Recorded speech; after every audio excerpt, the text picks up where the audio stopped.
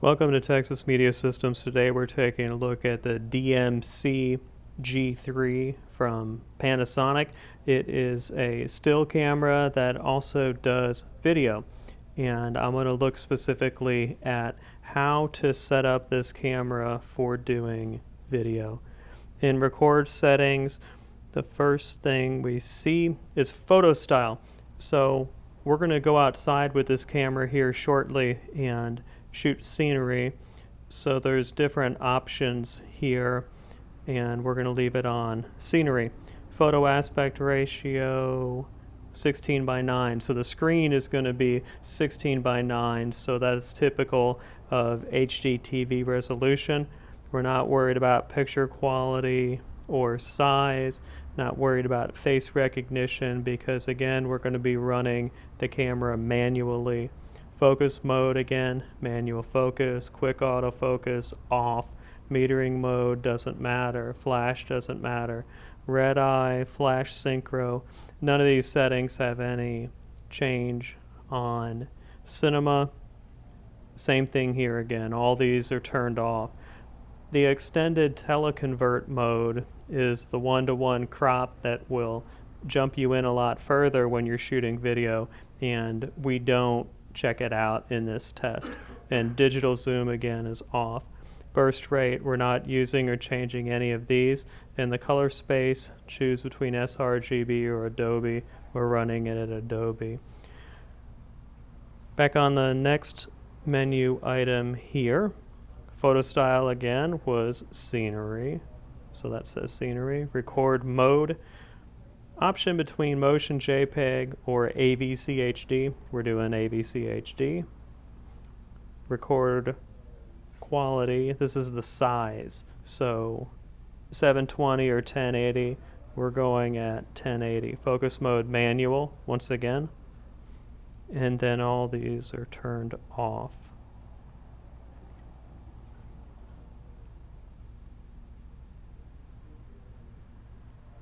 There's a couple assignable buttons on the camera that we're not changing, and by on the camera I mean on the outside physical body of the camera. There's two function buttons that you can change what they do. So if you look at it, I've got function 1 on that EX teleconvert, and then function 2 I think might be getting into preview. Histogram is turned off. I leave the line guide turned on, and if you look, I have the rule of thirds demonstrated here, where you want to have your interesting content in your image is going to be on the thirds. That's what the guideline does, highlights off. Exposure meter, we want to see what kind of exposure we actually have. So if you look here, this shot is a little bit underexposed. If I bring it up to 50, which is what you want to have it on for all video, we can see on the meter it's underexposed. So we have the option to raise the ISO. Now the ISOs aren't necessarily native here, which means 160, 320, 640, 1250, 1600, 3200. There's a couple of them that we have. We've got 160. We got 1600, but there aren't as many choices on this smaller entry-level camera. Back into the custom menu here. These are all off, all turned off.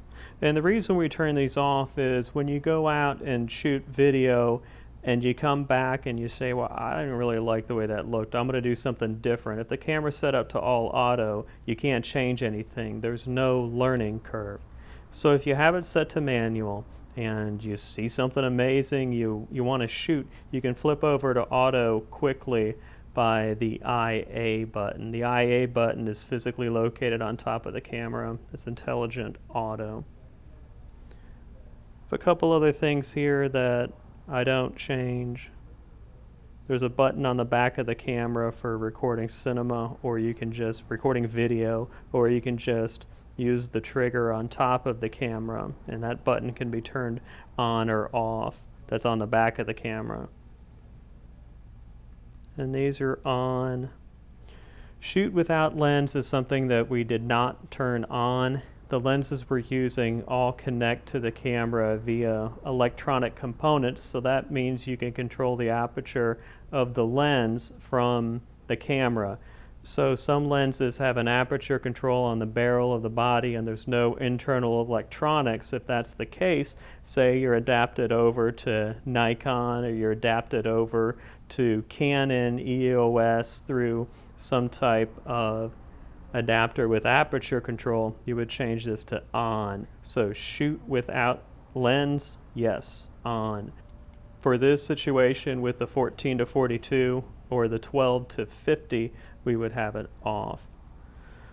Last thing, just looking through the setup here, don't have anything that we would need to change or adjust. You can format the card, and then this shows you the most common settings we have just gone through. And you can tell the phone's ringing in the background, so I guess people are seeing this video and they're calling in to buy the camera. Next, we're going to go outside, and we have the 14 to 42, the 12 to 50, and everything is clearly labeled. Thanks for watching.